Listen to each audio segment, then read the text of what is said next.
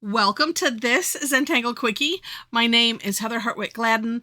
I'm a certified Zentangle teacher, and today we're going to take a look at the Tangle O'Hara from CZT Claudia Caro. This is a neat one, and multi-use, which I like. All right, I'm going to do it as a border. I like how my border turned out. In my version of the step out. So that's what we're gonna do. Okay.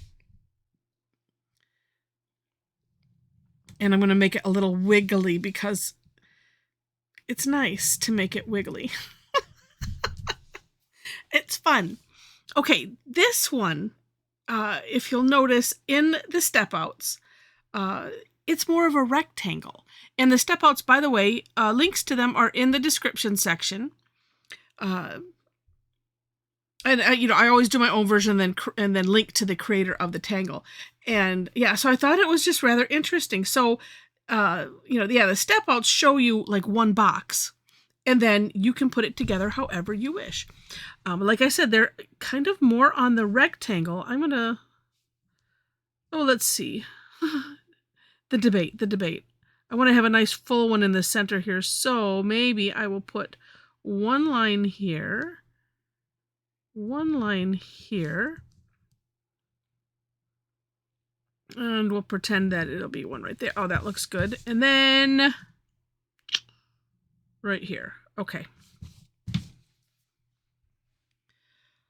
All right. So it starts off, and I'll do the center one first, and then we'll do the others.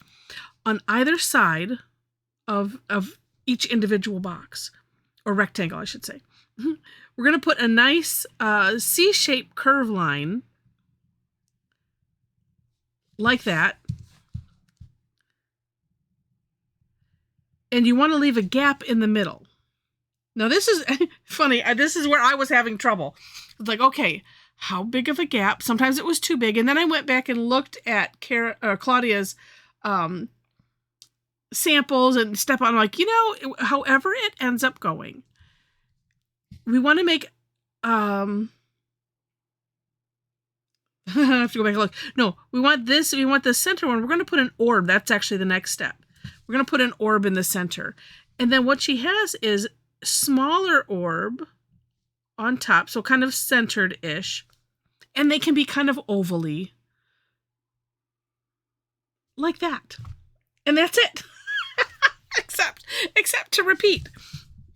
Which we shall do. So I think, it's kind of like, don't worry. Well, okay, that one turned out. Well, I will be showing you what happens when if you have too big of a space. That's my job. Or what you feel, I should correct. What you feel is too big of a space. What I feel is too big of a space. And here's what we'll do. We're going to make a bigger orb in the center.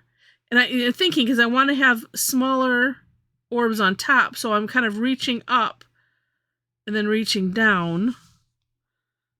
Like that. So that way I can put a smaller orb. And then if it's too close together, well, like this one is kind of ovally, right? You just want to squish a nice orb in there, however it's going to squish. And so that way you can put smaller ones on top. All right. And then we got one more. Let's see what happens this time.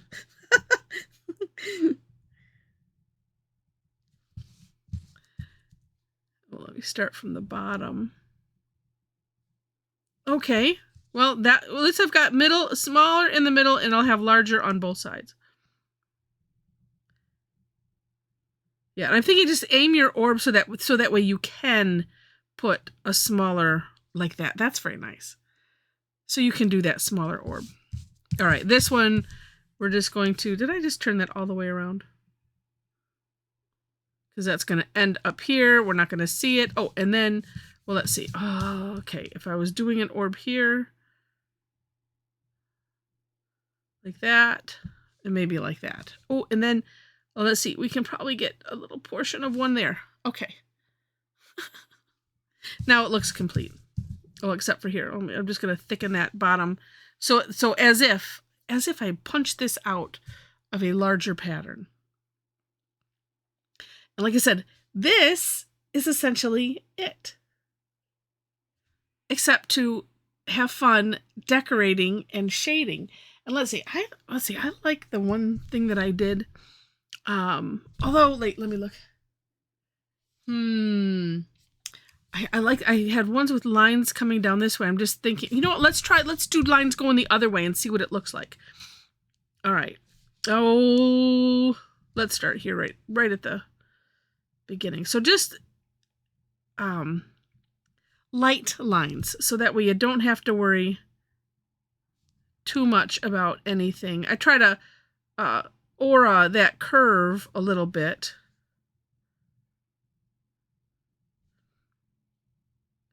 But if you go nice and light, then you don't have to, you don't have to worry so much about, oh, look at, they're uneven. Oh, look at this, this one's a little crooked. It becomes more of a texture, in my opinion, than anything. And I really should be doing this the other direction, coming from the other direction, because you can see my pen is over that line I'm auraing. But with these ones, it doesn't matter. It doesn't bother my eyeballs as much as other things. Let's just try it this way. Yeah.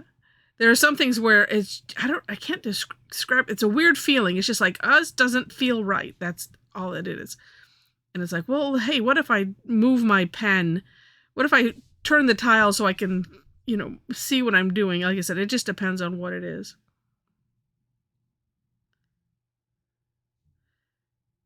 And then I think, gosh, that's just really funny.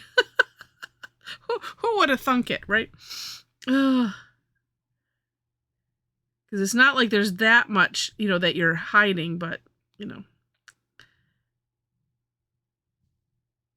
If you've noticed weird things in your tangling, hey, leave it in the comments if you want to share.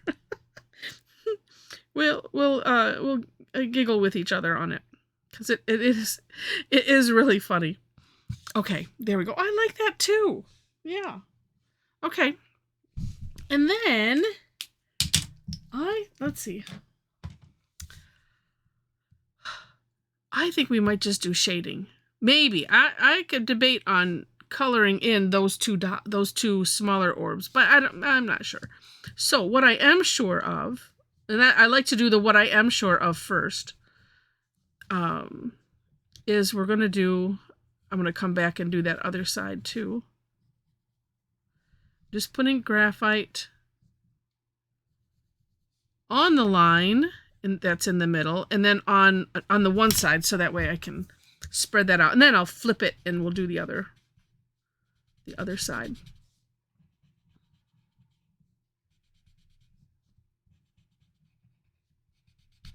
I probably could just use what's left on the Tortillion. Maybe I'll do that. Oh, look at how neat it looks.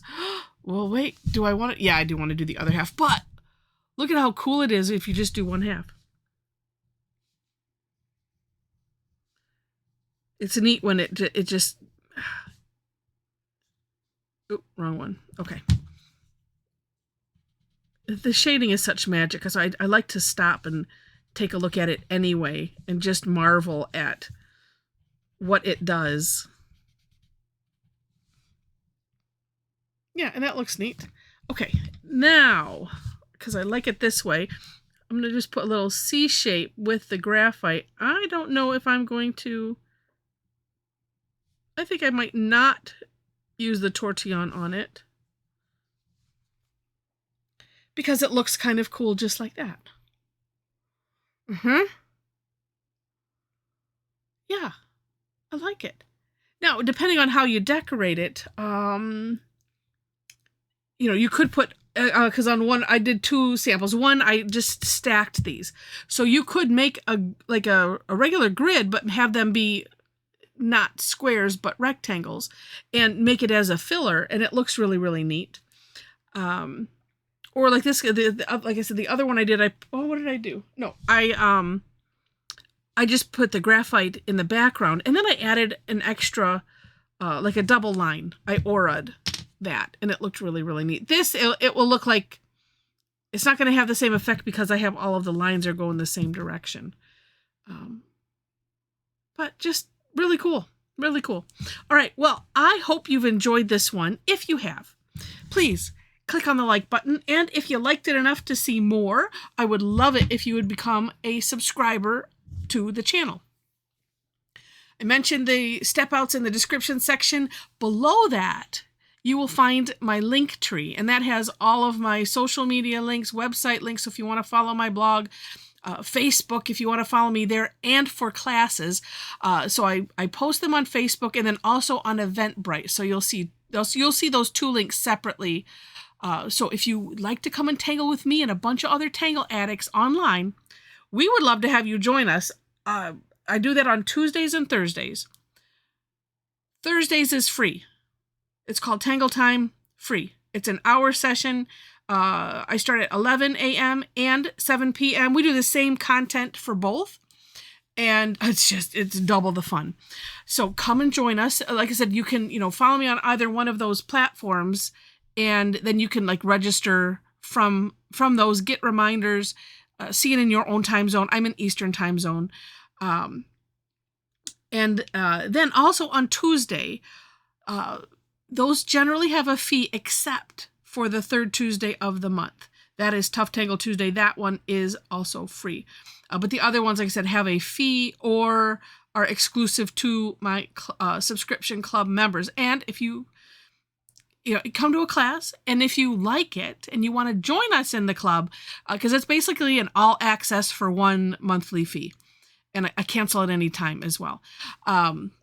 So yeah, information for that is also on the link tree. And then last thing I want to mention is our wonderful group of tangle addicts that we have on Facebook. If you'd like to join us there, find that link, click it, answer the 4 questions. You have to answer the 4 questions.